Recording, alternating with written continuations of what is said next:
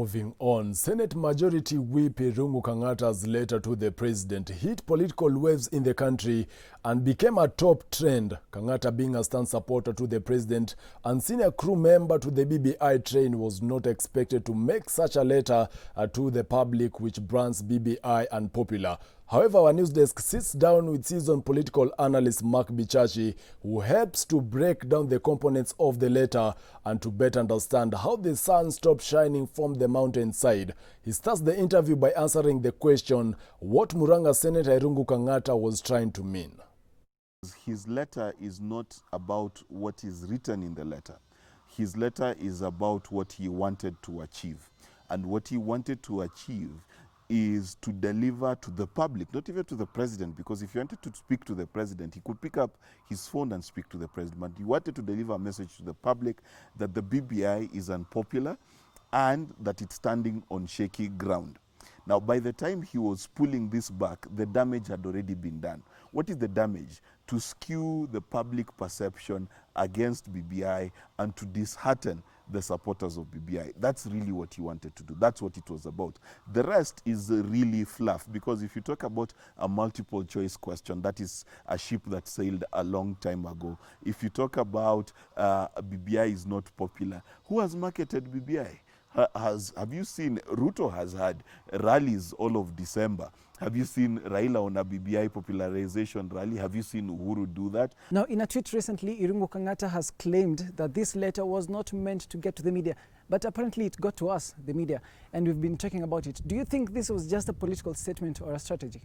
No, it was a strategy for him to save face and try to save his own hide, because such information is not something that you communicate through the channels that he says he was communicating to. If Uhuru Kenyatta is his party boss, he is the majority whip in the Senate. So all he needed to do was literally could have walked to State House and delivered the message. He would have called Uhuru. So that was something that he was trying to do to save face, to throw off people off his scent. Now, some of the components in Irungu Kang'ata's letter claim that BBI is not popular in Central Region Kenya. Him being a senior senator and a senator of Murang'a County, should we believe him? Well, the question is, who is making it unpopular? And whose job is it to make it popular? Now, we know that there's a TangaTanga wing of Jubilee that has had a concerted effort in unpopularizing the BBI. You know that Gladys Boschole did a video that was full of falsehoods to depopularize BBI. We know that TangaTanga for a long time has called it Beba Baba Ikulu, you know, jobs for the boys and things like that. So has there been an effort to depopularize BBI? Yes. BBI is not unpopular out of thin air. A lot of work and money and propaganda has been put down to depopularize BBI. Now, the question then you have to ask Irungu Kang'ata is then whose job is it to popularize BBI? Well, this being just politics, Irungu Kang'ata has made new political enemies and new political friends. Was he just trying to gain fame?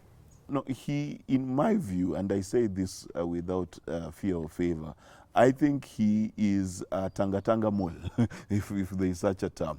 I think the entire letter, how it was written, how he tried to handle it back, is the classic how a mole will handle such a thing, right? He is a TangaTanga mole. That's what I see, unless he proves me otherwise. And what he was trying to do, he was trying to push the TangaTanga narrative and give a sign to the TangaTanga side that when the time is right, he will betray Uhuru the same way Judas betrayed Jesus.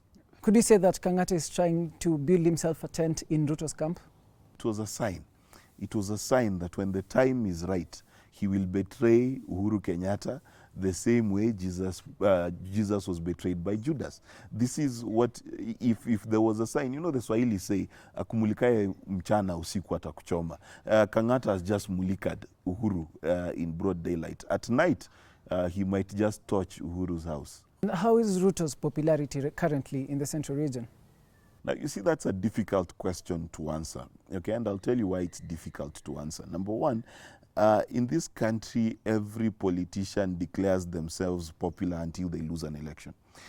Every politician is doing very well until an election comes by. Now, this is how I would gauge. Number one, if you gauge Ruto's popularity by way of how many Central Kenya leaders are following the crumbs that fall from his table, then you would say he's very popular. But also, you do realize that this is 2-3 years after an election. And there's something very strange that happens in Kenya every 2-3 years after an election.